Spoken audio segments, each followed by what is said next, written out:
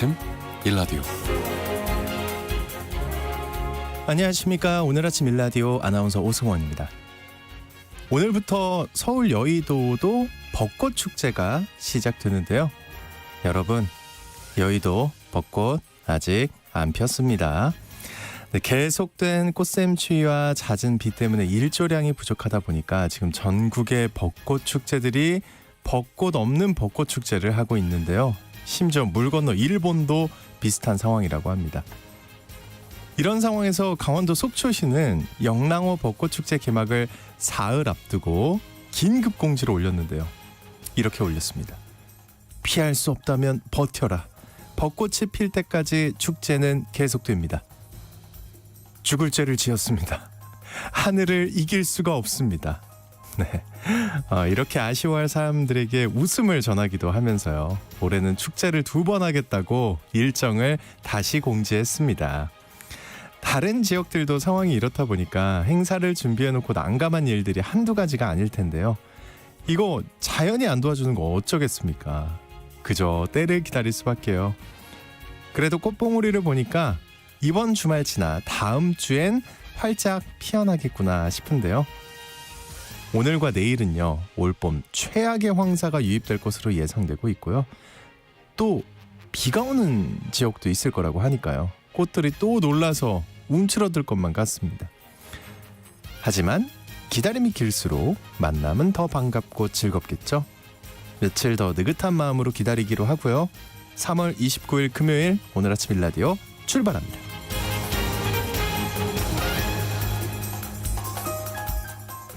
가지 말아야지. 웃으면 안 되는데 또 이게 준비한 분들 얼마나 또 슬프겠습니까. 네. 이번에 그냥 조금 더 기다리는 걸로. 네. 자, 오늘 아침 일라디오 이 시간은 물론 KBS 일라디오의 모든 프로그램은 유튜브 KBS 일라디오 공식 채널이나 모바일 콩 어플리케이션을 통해 실시간으로 함께 하실 수 있습니다. KBS 일라디오 채널 구독과 좋아요, 댓글 많이 부탁드립니다. 자, 오늘 팩트 연구소에서는요. 일반인이요. 불법 체류자를 체포하는 일이 발생하고 있다는데 이게 대체 무슨 상황인지 팩트 체크해 보겠습니다. 또 일상생활 속에 궁금한 세금 공부 좀 해보려고 월간 세금 시간을 마련했는데요. 가족을 비롯한 특수관계 간에 돈 거래할 때 발생할 수 있는 다양한 세금 문제와 절세법에 대해 알아보겠습니다. 네, 청취자 여러분들 참여하실 수 있는 퀴즈 드릴게요. 해양수산부가요. 이걸 빌려주는 사업을 시작하면서 오늘부터 한 달간 신청자를 모집한다고 하는데요. 이것은 일정한 면적으로 둘러싸인 해수면 등에 어업에 필요한 시설을 설치하고 각종 수산물을 키우는 곳을 말합니다. 횟집에 가면 이거 자연산인가요? 아니면 길러낸 거냐? 가격이 다르죠. 청년과 귀여인 등이 어촌에 정착할 수 있도록 이걸 빌려주겠다고 하는데 이것은 뭘까요? 아시겠죠? 네. 추첨을 통해 농촌진흥청에서 제공하는 웰빙 혼합 잡곡 세트를 한 분께 향긋한 커피를 드실 수 있는 모바일 커피 쿠폰을 4분께 드리겠습니다. 방송에 참여하실 분들은요. 단문 50원, 장문 100원이 드는 유료 문자 샵 9730으로 보내주시기 바랍니다. 유익한 정보와 살아있는 이야기가 있습니다. KBS 오늘 아침 일라디오.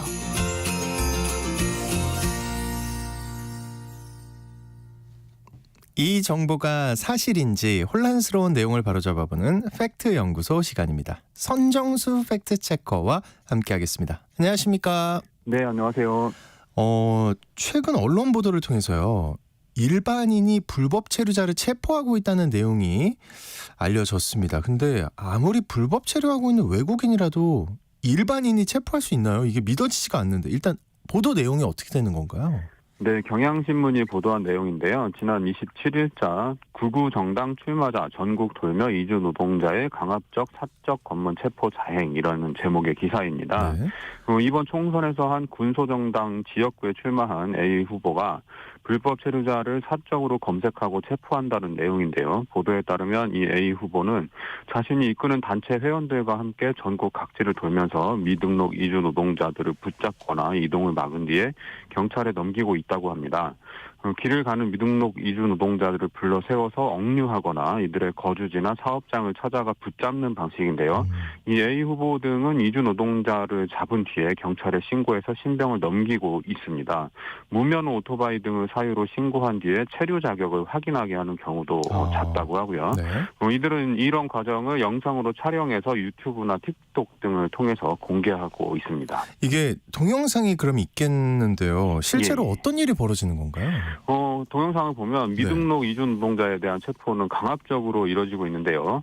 이 A 후보가 올린 영상을 보면 외국인들이 자전거를 타고 지나갑니다. 이때 이 A 후보 일행이 외국인들을 막은 채 신분증을 요구합니다. 야, 일로 와, 뭐 이렇게 막으면서 신분증을 요구하고 인도에 강제로 앉히고 이 A 후보 일행은 외국인들이 도망가지 못하게 주변을 둘러싸고 외국인들의 목덜미나 어깨를 잡아 누르고 있습니다. 또 다른 영상에서는 이들은 외국인을 바닥에 눕힌 채 가슴을 누르면서 솔직하게 얘기하면 봐줄게. 비자 없잖아. 우리가 확인했어. 뭐 이렇게 얘기를 하고요.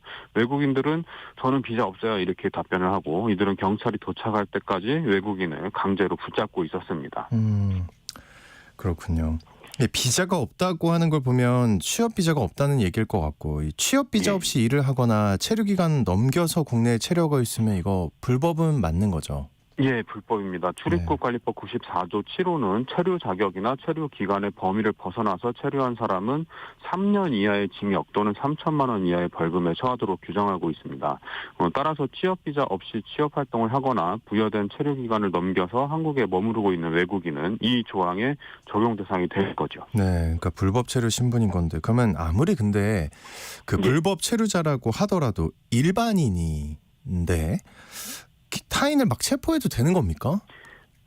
이 A 후보 쪽 입장은 외국인 체포 활동이 불법이 아니라고 합니다. 왜냐하면 이 A 후보는 경향신문 인터뷰에서 현행범은 누구나 체포할 수 있다고 법에 나와 있고 불법 체류자들은 불법을 저지르는 현행범이다. 번호판도 없고 면허증도 없지 않나. 불법 체포 감금의 요건이 안 된다. 이렇게 말했는데요. 또 이 A 후보는 저희는 경찰과 항상 같이 활동하기 때문에 무단으로 폭행하거나 하지는 않는다. 경찰은 우리에게 감사해야 한다. 이렇게도 얘기를 했습니다. 현행범 체포는 누구나 할 수 있게 법에 규정돼 있다. 불법 체류자는 불법을 저지르는 현행범이다. 그러니 현행범으로 체포할 수 있다. 이렇게 요약이 되는데 이거 사실입니까? 일단 좀 현행범 체포에 대해 알아봐야 될 것 같은데요. 우리 헌법 12조는 신체의 자유에 대해 규정을 하고 있습니다. 모든 국민은 신체의 자유를 가진다 이런 규정인데요. 법관이 발부한 영장을 제시하지 않고는 체포, 구속, 압수, 수색 또는 신문을 받지 않도록 규정하고 있습니다. 그런데 예외가 있습니다.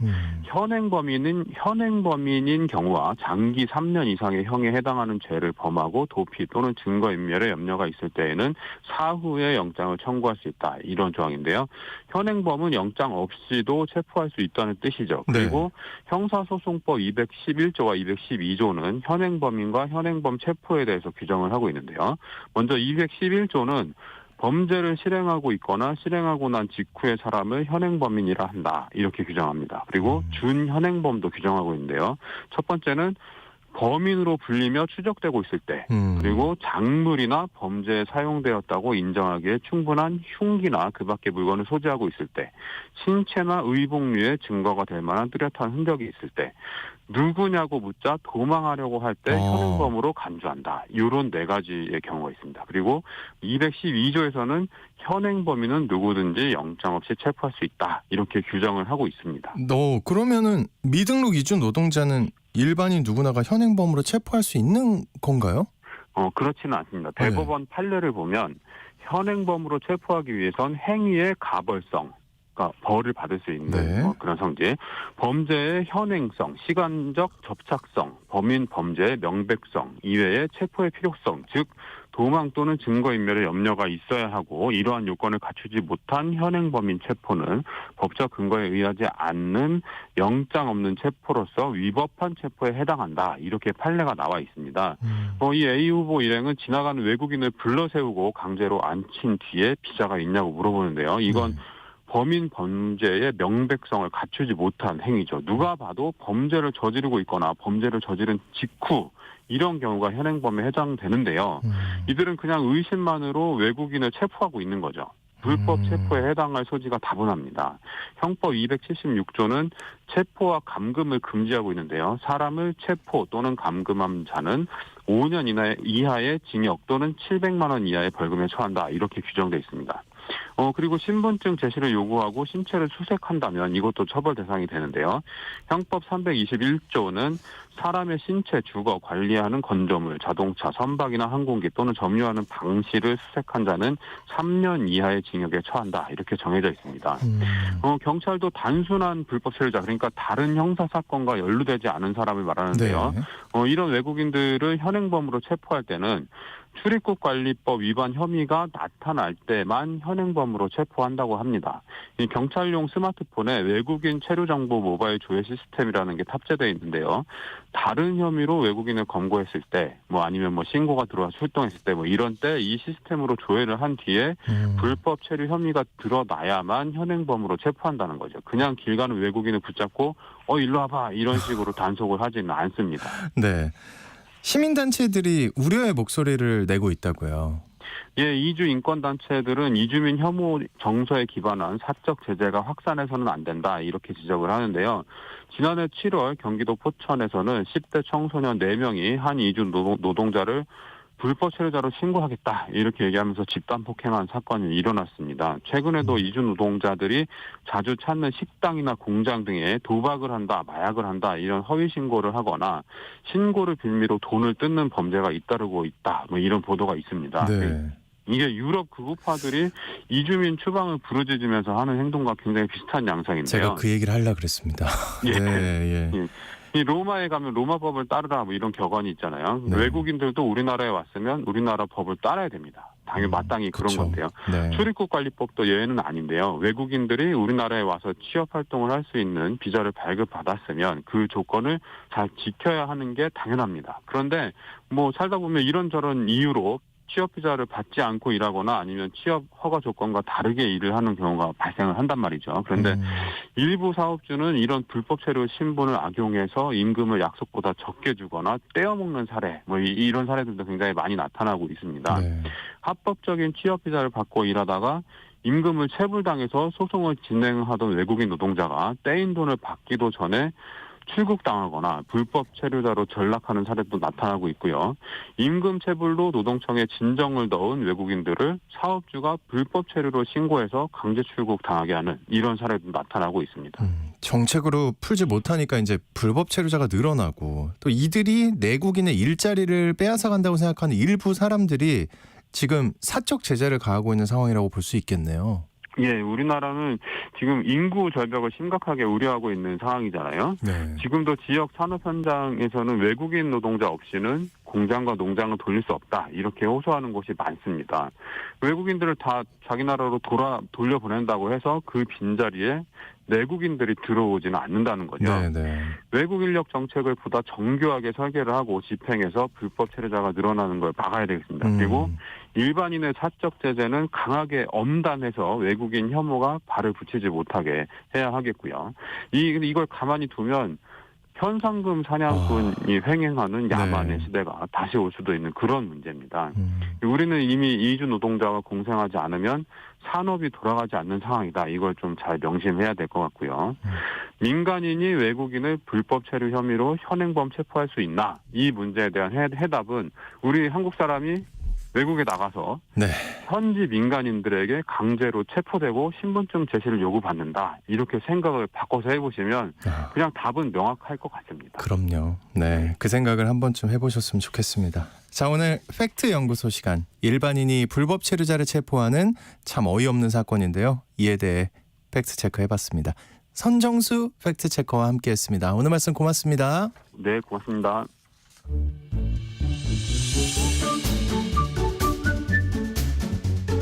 아침을 여는 기분 좋은 습관. KBS 오늘 아침 1라디오.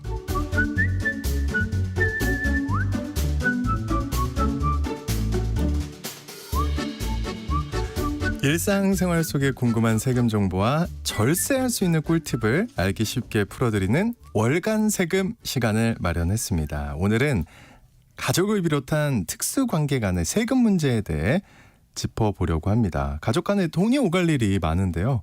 어떻게 자금 관리를 현명하게 할 수 있을지, 그리고 증여를 통해 세금을 절세하거나 심지어 아예 세금 부담을 없앨 수도 있다는데요. 삼성증권 텍스센터 김예나 센터장님과 얘기 나눠보겠습니다. 안녕하십니까? 안녕하세요. 반갑습니다. 예, 굉장히 높은 분이네요, 센터장. 어쨌든 이제 뭔가 좀 더 믿을 만한 네, 소지가 감사합니다. 있다라고 저는 이제 믿겠습니다. 네. 높은 분이 오셨는데 믿음을 드리도록 열심히 설명드리도록 하겠습니다. 네, 이게 흔하게 있잖아요. 사실 이제 집집마다 그쵸. 부모나 자식 간에 이제 부부나 아니면 네. 서로 돈을 빌려주거나 혹은 생활비를 좀 드린달지 하는 맞아요. 일들이 많은데 네. 그 만약에 돈을 빌려준다고 하면 가족 간에 세금 문제 생길 수 있나요? 생길 수 있죠. 그래서 제가 이제 좀 설명을 드리려고 네. 하는데요. 사실 부모님께 용돈이나 뭐 생활비 드릴 때 뭐 사실 왜 어떻게 저를 보면 보세요? 드리고 계신가요? 아니요. 저보다 잘 사는 분들입니다. 예. 근데 그 부분 되게 중요합니다. 사실 네. 이제 용돈이나 생활비를 드릴 때, 이게 정말 부양의 의무가 있는지 뭐 이런 여부가 중요하거든요. 그러니까 이제 사실 스스로 생활할 수 있는 뭐 소득이나 재산이 있는 경우에 용돈이나 생활비를 뭐 보태드리거나 뭐 이런 경우에는 사실 조금 더 증여에 가까울 수가 있어요. 그래서 이제 조금 설명을 드리면 사실 이제 뭐 자식된 도리로서 부모님한테 용돈 드릴 수도 있고 뭐 주기적으로 생활비를 드릴 수도 있고 또 요즘에는 사실 반대로 이제 조부모님이 손자들의 뭐 이런 학원비나 이런 교육비 되게 많이 그런다던데. 그렇죠. 아무래도 특히 사실 막 부자들의 경우 장난 아니라던데. 아무래도 네. 이제 젊은 세대들이 조금 살기가 퍽퍽하다고 힘들어요. 하시니까 말이 안 됩니다.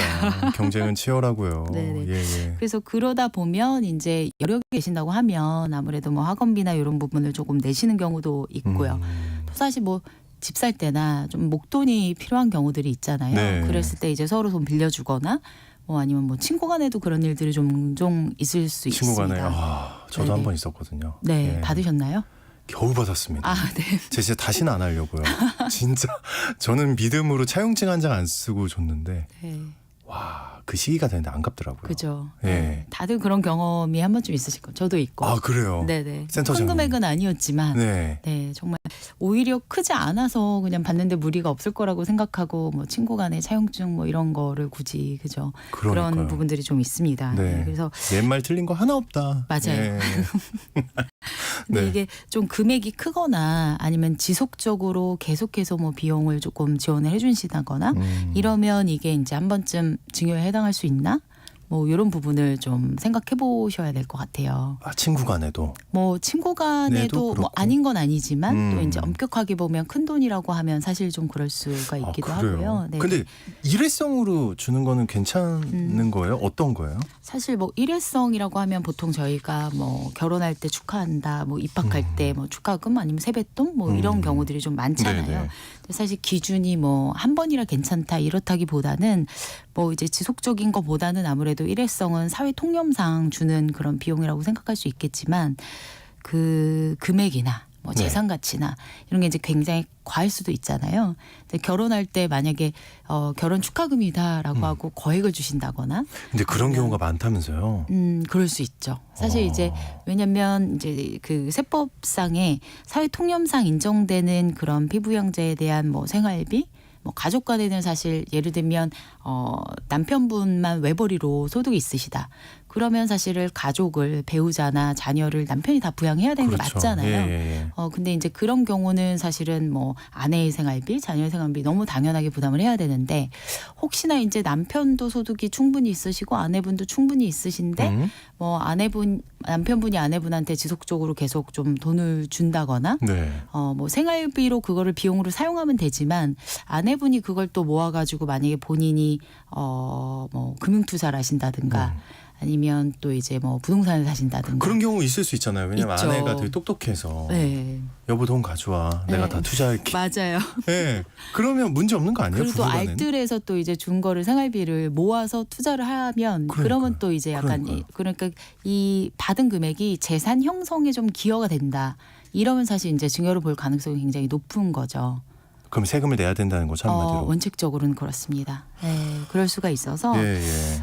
만약에 이제 결혼한 때도 굉장히 큰 축하금을 주시고 혹은 이제 아예 뭐 부동산을 지원해 주시고 이런 부분은 사실 대부분 증여라고 해당이 뭐 아무래도 한 그럼 번 그럴 것 주셨다고 같아요. 해도 예, 큰 그럴 돈이 수가 가니까. 있습니다.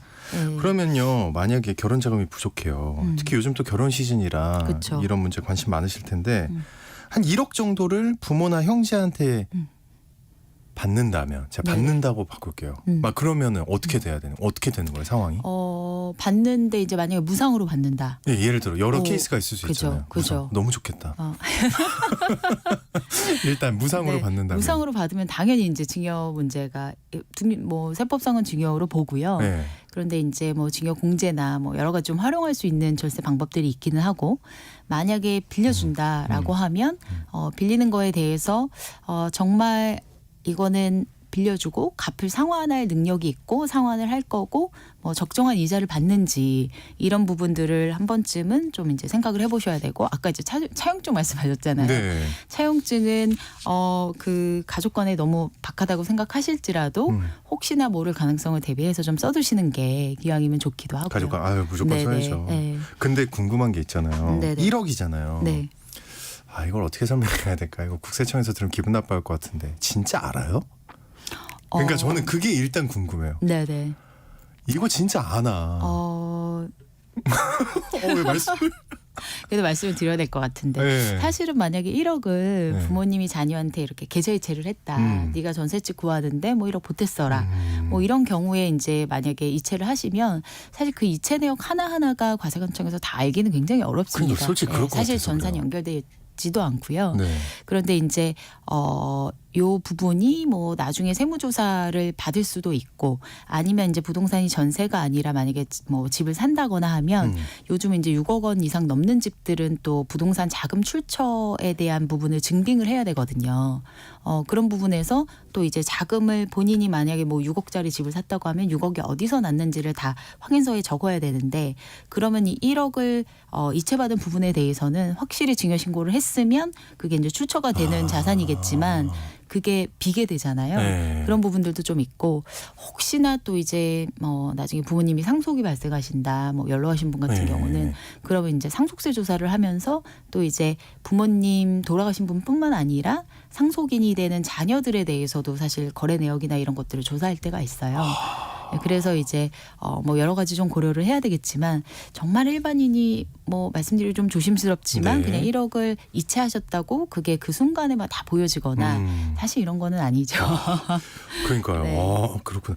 근데 그러니까 한마디로 굉장히 큰 부동산 거래, 6억 이상의 거래를 할 때나 네네. 뭔가 이제 예를 들어 이제 부자인 부모님이 돌아가셨을 때 내가 뭔가 네네. 받을 때 그때 네네. 근데 일반인이 그냥 아까 말씀 중에 세무조사 잠깐 얘기하셨는데 네네. 그냥 그런 이유 없이 세무조사를 받을 일은 별로 없죠. 그렇다고 보셔야죠. 근데 이제 이게 또 그 PCI 시스템이라고 해서 PCI요? 예, 네. 네. 이제 소득 대비해서 이제 얼마나 재산이 늘어나거나 소비가 많았는지 이게 우리나라가 이제 워낙 전산이나 뭐 이런 부분이 발달돼 있다 보니까 이런 정기적으로 사실 조사 대상을 선정하긴 합니다. 네, 그래서 네, 이제 네. 본인이 번 거 대비 이제 세금 신고한 거 대비 재산이 너무 많이 늘어났거나 아니면 이제 신용카드나 이런 비용을 너무 많이 썼다.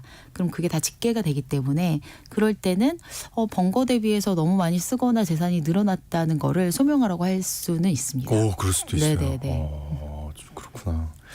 알겠습니다. 근데 그리고 아까 이제 예를 들어 이제 우리가 결혼 상황을 가정하고 1억을 한번 네네. 생각을 해봤잖아요. 네네. 근데 이제 절세할 수 있는 방법이 있다 그러셨잖아요. 네. 순간적으로. 네. 그 어떤 방법인지 혹시 알 수 있나요? 증여를 가정해서 먼저 좀 말씀을 드리면요. 네. 이제 올해 굉장히 좋은 제도가 생겼어요. 올해요? 네네. 갑자기? 갑자기. 네네네. 네. 그래서 올해 이제 혼인과 출산에 대한 우리나라 사실 이제 고령화 문제도 좀 있고 혼인이나 출산에 대해서 조금 장려를 해야 되는 그런 분위기가 그렇습니다.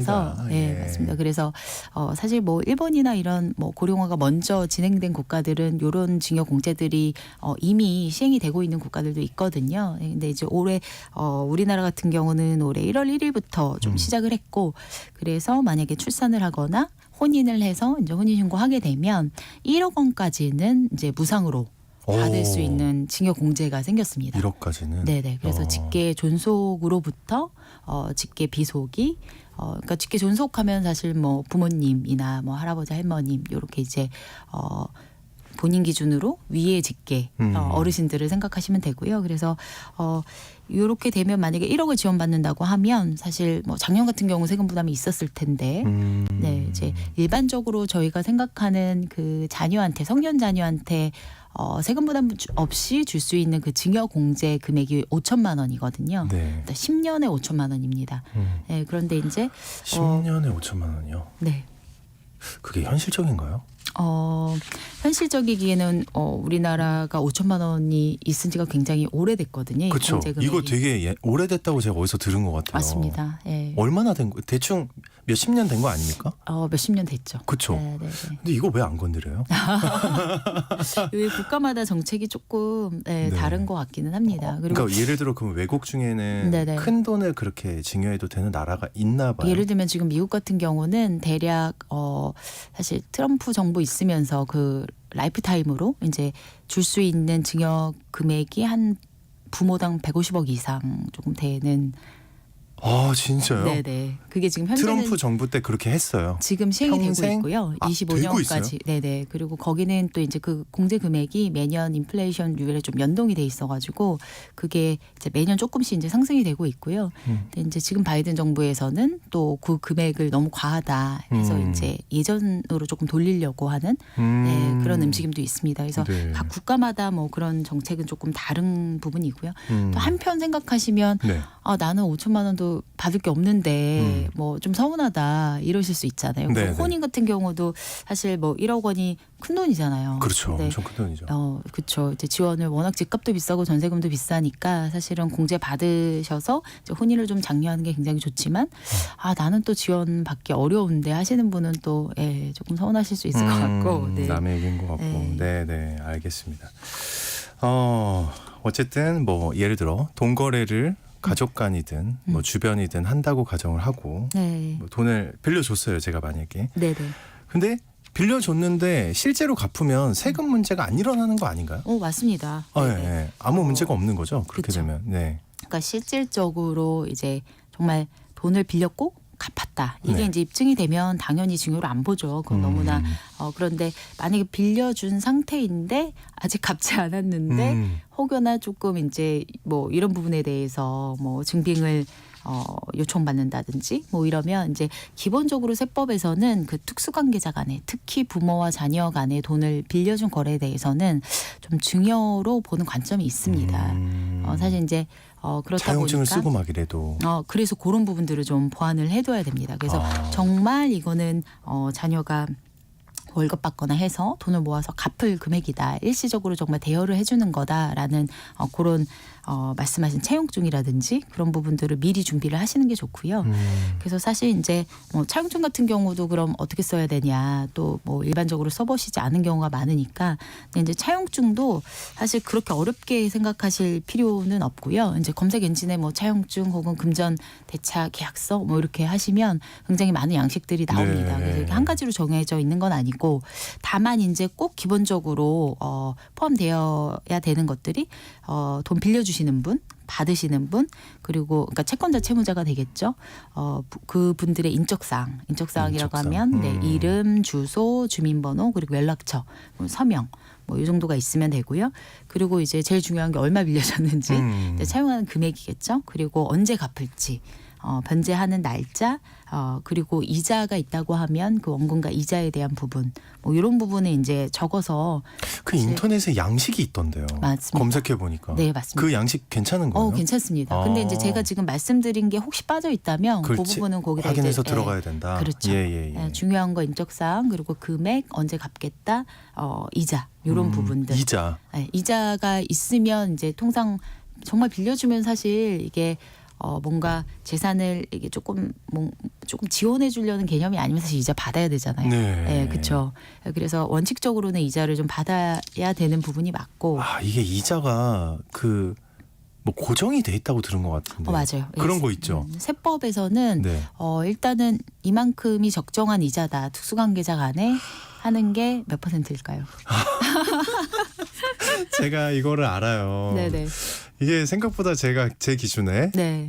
저도 이제 부모님한테 한번 돈을 빌려받고 차용증을 네네. 써봤거든요. 그러셨구나. 부모님 철저하신데요. 이야, 네. 제가 진짜 그분들 사실 걱정했어요. 이제 연세가 드실수록 왜 어디서 사기당하지 않으실까. 네네. 자식으로서 이제 걱정하는 마음이 있었는데 차용증 쓸 때 보고 제가 깨달았습니다. 네. 이분들 정정하시구나.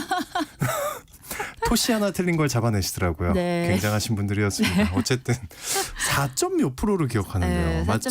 4.6%입니다. 네. 생각보다 높았는데 요즘 네네. 기준으로는 그니까요. 안 네네. 높더라고요. 사실 네. 뭐 한 2, 3년 전만 해도 이제 굉장히 한 10년 동안 저금리여서 4.6% 너무 과하지 않나라는 그렇게 이제 많이 말씀을 드렸던 것 같은데 요즘 이제 작년부터 금리가 많이 올라오면서 4.6%면 적당한가? 뭐 이제 사실 은행에서 대출 받으려면 이렇게 됐습니다, 시대가. 네, 맞습니다. 좀 네. 그렇게 돼 있어서 뭐 기본적으로는 4.6%로 이제 판단을 하겠다라는 기준이고 그런데 이제 사실 부모 자식 간에 뭐 돈을 빌려주면서 꼭 4.6%를 안 받으면 무조건 징역 과세할 거야. 또 이런 부분은 조금 아니에요? 너무 그래서 조금 기준이 있습니다. 괜찮다라고 생각하는 그런 기준이 야, 전 칼같이 그때 4.6 냈는데. 내셨나요? 당연하죠. 그러셨어요? 네. 무슨 말씀이세요? 네. 예. 그런 분들이 아닙니다. 그러면 오늘 제가 드리는 말씀을 네. 다음에 혹시 차용이 있을 때 갑자기 부모님께 신납니다. 말씀드리는 예.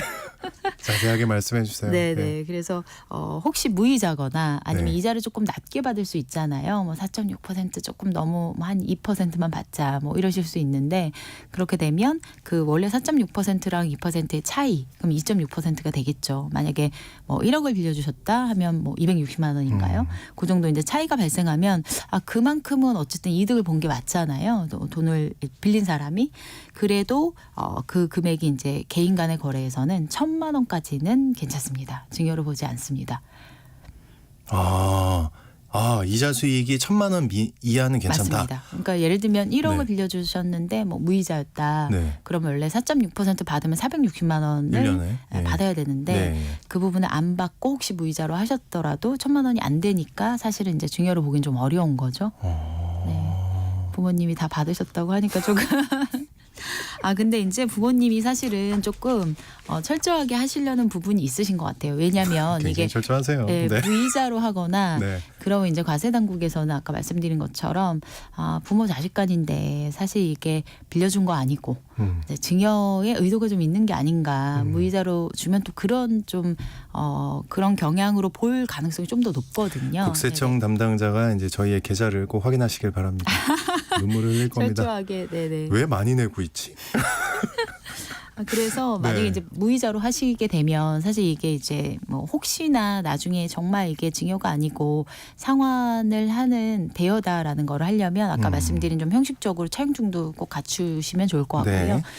그리고 이제 상환을 정말 하고 있어요라고 좀 이자를 지급하기로 하셨으면 그거를 계속 이제 지급하는 금융거래 기록을 남기면서 이제 상환에 대한 부분을 조금 남겨두시면 좋고 그리고 이제 원금 같은 경우 만약에 무이자로 하셨어도 여러 개 되실 때 변제하기로 한 그 일부 상환이라도 계속 해가시면서 이건 정말 증여가 아니고 일시적으로 빌렸던 부분이다라는 거에 대한 그런 부분들을 좀 보완해 두시면 훨씬 좋을 것 같습니다. 네네. 그러면 완전 남이에요. 네네. 예를 들면 뭐 특수관계가 없는 친구들이에요.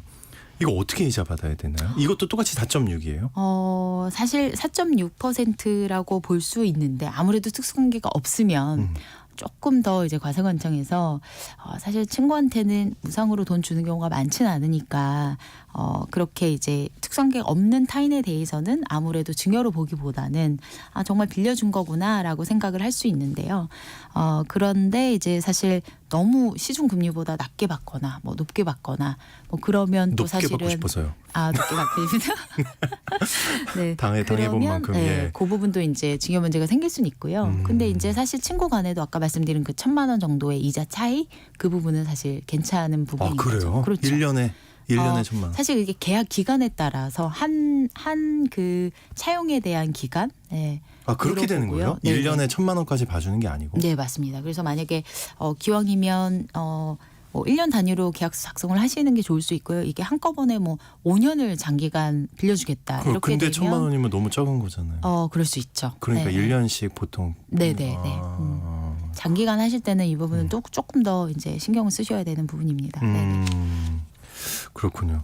그러면 이제 예전에는 뭐 결혼할 때나 이럴 때 부모님이 도와줄 여력이 돼서 1억을 준다라고 하면 세금을 냈었는데 이제는 안 낸다. 아까 맞죠? 그렇죠. 네, 혼인으로 인한 증여 네. 공제를 내가 쓰겠다. 음. 네, 그리고 그 부분에 대해서는 정확하게 낼 세금이 없어도 좀 신고를 하시는 게 좋고요. 그래요? 네네. 그건 또 왜 그래요? 아까 말씀드린 것처럼 이제 네. 이 기왕이면 자금 출처에 대한 부분을 확실히 해놓는 게 나중에 이제 그 자금을 사실 혼인으로 인한 증여는 1억을 받으셔서 어떤 용도로 사용을 하셔도 관계가 없어요.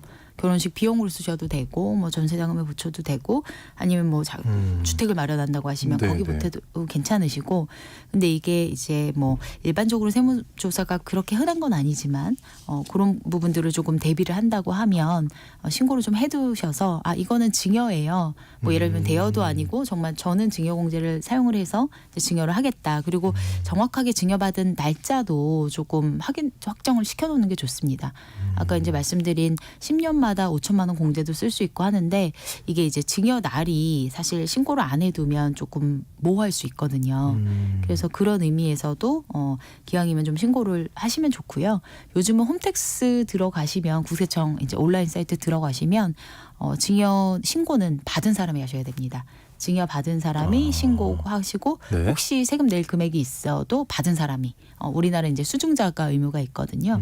그래서 받으신 분이 신고를 하시면 되고 뭐 가까운 세무서 가도 굉장히 쉽게 하실 수 있고 양식이 있거든요. 네. 그리고 온라인으로 홈택스 들어가시면 굉장히 잘 돼 있습니다. 어렵지 않게 특히나 현금 증여 같은 경우는 굉장히 쉽게 돼 있어서 네네 그런 부분은 차용증 해두시는 쓸 게. 때도 그 세무서 따라갔거든요.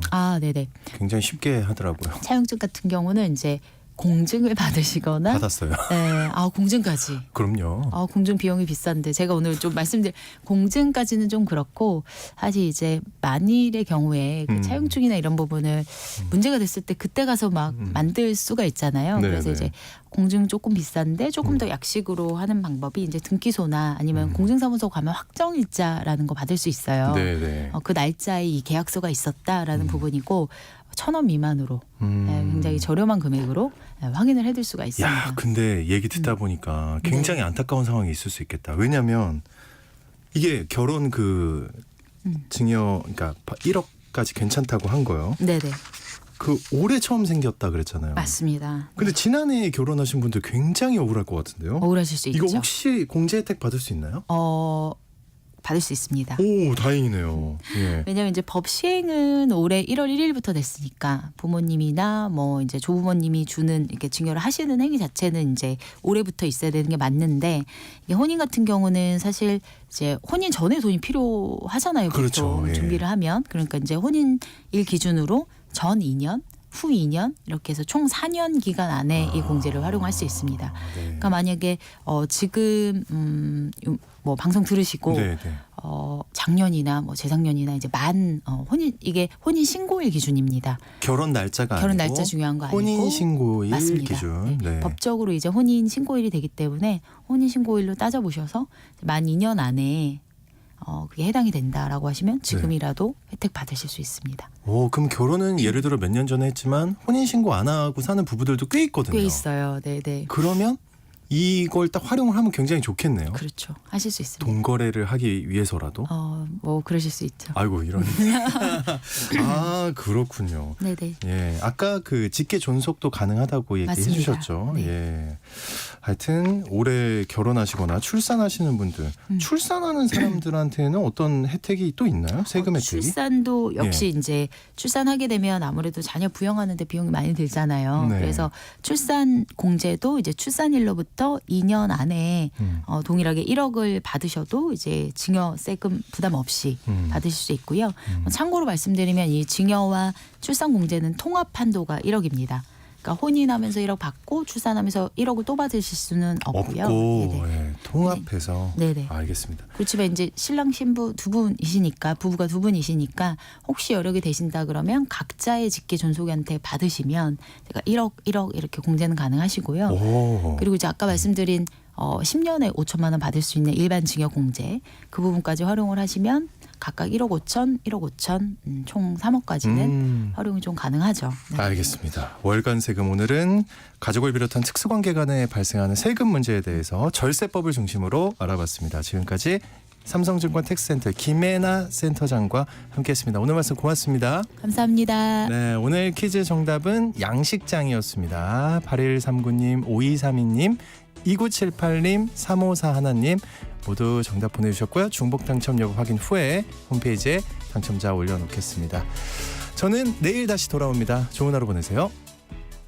여보, 올해 공익직불금 신청이 2월 1일부터 4월 30일까지래요. 2월 1일부터 2월 29일까지는 지난해와 변동사항이 없는 농업인을 대상으로 휴대폰으로 신청하도록 문자가 온다고 하네요. 안내 문자를 받지 못했거나 신청을 못했으면 어떡해요? 3월 4일부터 4월 30일까지는 농지 소재지 읍면동에 방문하여 신청할 수 있으니 그때 신청하면 돼요. 신청할 때